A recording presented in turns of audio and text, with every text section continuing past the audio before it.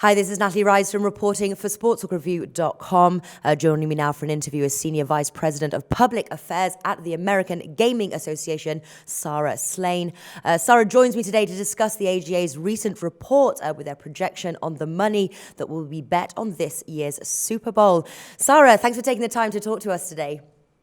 My pleasure. Thanks for having me. Now, I read this morning that the American Gaming Association expects that $4.7 billion will be wagered on the Super Bowl 51, with a lion's share of 97% placed at online sportsbooks outside the regulated strip of Las Vegas. Now, I suppose my first question is how exactly is this projection made?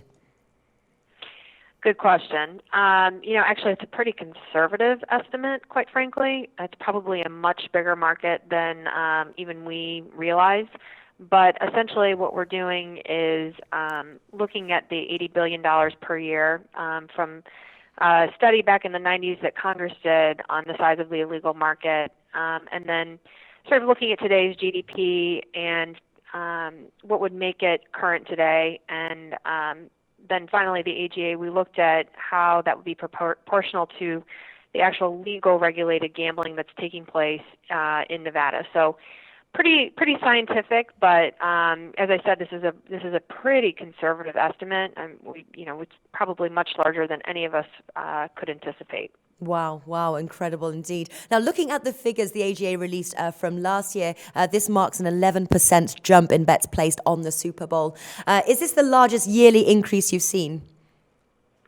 Certainly since we started looking at this in greater context, this is a huge jump year over year. And I think, again, it just sort of speaks to the demand.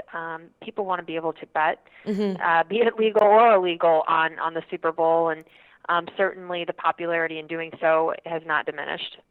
Yeah. Why would you say, obviously, that betting is increasing in popularity sort of as the years go by? I think because of things like daily fantasy sports that came online, I think more popularly last year, I think is sort of whet the appetite of the consumer to want to partake in the game in a real engaged way. Certainly. So I think, again, this is something that people want to do. They want to participate in. It makes them far more engaged in the game when they've got money on the line. And so they're certainly not stopping, and we continue to see this number increase in the future as well. Yeah. Well, speaking of fantasy sports, do you think obviously the fantasy sports is going to help the case to sort of legalize sports betting in the future? Yeah, we like to say that daily fantasy sports is sort of the gift that keeps on giving.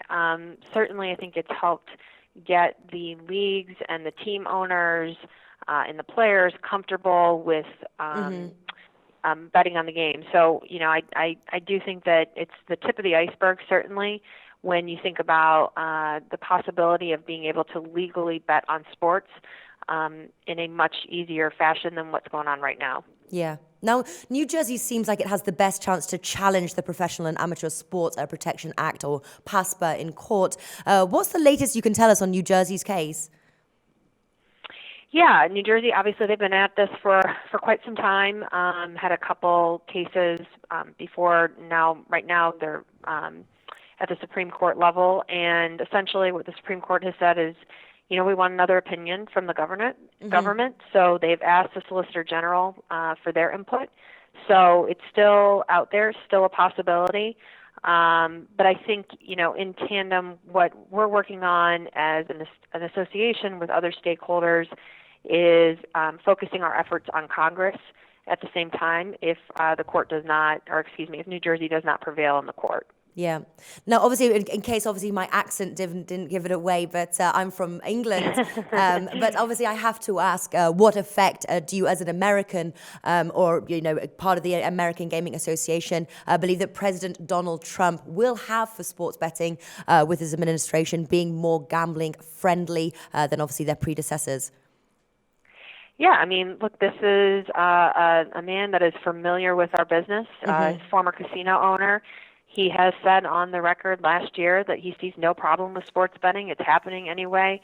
Why not bring it out, legalize it, regulate it? So I think, our chances have obviously increased exponentially to see this happen and come to fruition in the next administration. Yeah.